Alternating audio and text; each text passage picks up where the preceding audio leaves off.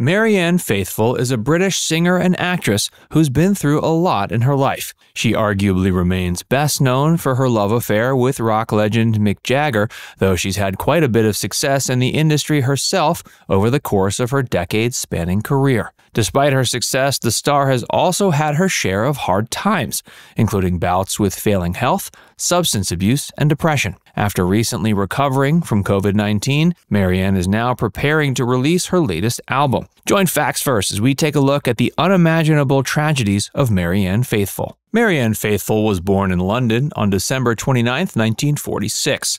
Her mother was a baroness and her father was a spy who worked for the government during World War II. Marianne certainly had some immense shoes to fill, and she ended up becoming a notable figure in her own right thanks to a career in the entertainment industry. Throughout her career, Marianne has become acclaimed as both a singer and actress, though it seems as if singing has been the profession she's dedicated more of her time to. She got her start in music when she was only 17. 1964 saw the release of her first song, As Tears Go By. The star spent her teenage years singing in various venues around London, and she became friendly with the members of the Rolling Stones during this period. Interacting with them paved the way for Marianne to make some connections in the industry. After the release of her first song, her first album was released in '65. That was called Come My Way, and it proved a commercial success. Not only has a successful music career followed, but Marianne also made a successful transition into film shortly afterward. Marianne's acting career started out on the stages of London around the same time she was becoming a popular singer.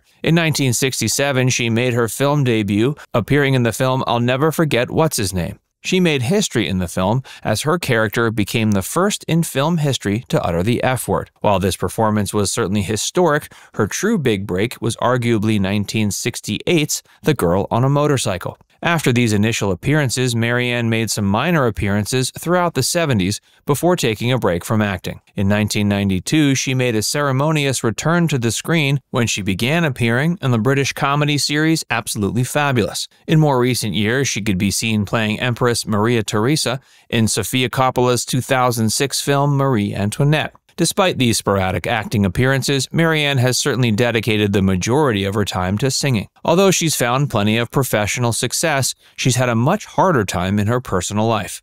Still, the star is alive and well at age 75.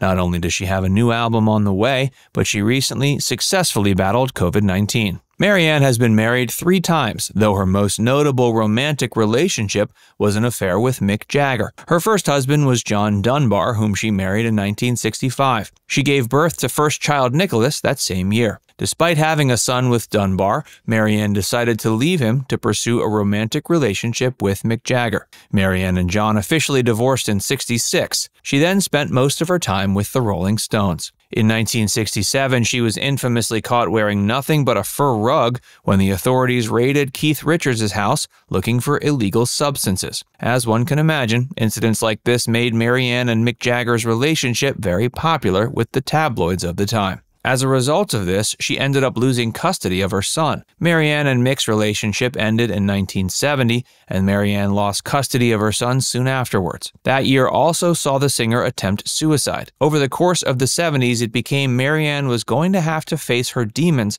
or suffer some dire consequences. Hey, if you're enjoying this video so far, be sure to give it a like and subscribe to Facts First for more. Stick around for more about Marianne Faithful. After Marianne's suicide attempt in 1970, her personal state continued to decline through the 70s. She had developed an addiction to heroin and also an eating disorder as a result of her poor self-image. She ended up living on the street for a couple of years. Still, the singer's friends urged her to get help, even signing her up for a treatment program. Though she attempted the program, she couldn't get her demons under control. As Marianne continued to fight the demons of substance abuse, she also continued releasing critically acclaimed music. 1975 saw the release of the album Dreamin' My Dreams, which was a major success in Ireland. That success proved to Marianne that recording music was still a worthwhile pursuit, and it led to the creation of 1979's Broken English. Broken English proved a major comeback album for the singer, still standing as one of the most critically acclaimed releases of her career. While critics and fans praised it, they also acknowledged Marianne's voice seemed incredibly different after years of hard living. Though the singer had come into prominence with a fairly pretty voice, she had a much raspier one by the end of the 70s. But she could emote as good as ever, and has managed to reinvent herself as a blues singer with her new, deeper register. Sadly, the success of Broken English wasn't enough to inspire Marianne to give up her addiction to heroin. It worsened into the 1980s. She made a memorably horrible appearance on SNL in 1980 and ended up checking into rehab in '85.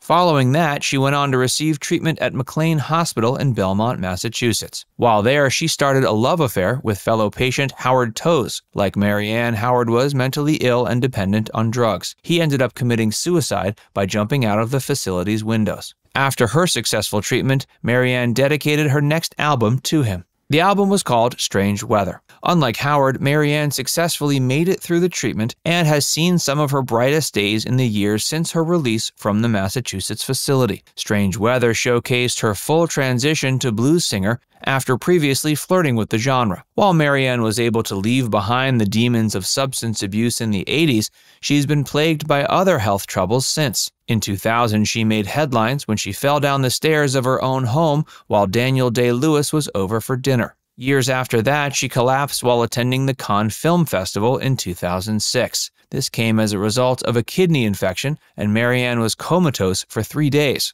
According to Marianne, the coma was worth it for her because it helped her lose some of her extra weight. 2006 also saw her undergo surgery for breast cancer. She's also suffered from clinical depression, Hep C, and liver disease. Besides her marriage to John Dunbar, she's also had 2 other short-lived marriages. Her second marriage was to a man named Ben Brierley. Lasting from 1979 to '86, Marianne's marriage to Ben has been the most successful of her life so far. Her third husband was Giorgio della Terza, and they were married from 1988 to '91. Marianne hasn't remarried since divorcing Giorgio in 1991, but she is currently romantically involved with manager Francois Rivard. Recently, she successfully battled COVID-19. After all that Marianne has been through, she knew she wasn't going to let the novel coronavirus take her. She spent a few weeks in a London hospital and apparently felt symptoms for nearly a year after the diagnosis. But she seems to now have made a full recovery and is prepping the release of her latest album. Marianne Faithful has been at it for over 7 decades. Though she remains best known to the mainstream public for her highly publicized love affair with Mick Jagger in the 60s, she retains a cult following thanks to both her film appearances and music career. Now it's time to hear from you. What surprised you most about Marianne's story? Let us know in the comment section below. And before you go, make sure you give this video a like and subscribe to Facts Verse if you haven't already. Click the bell icon to stay updated on all our latest content.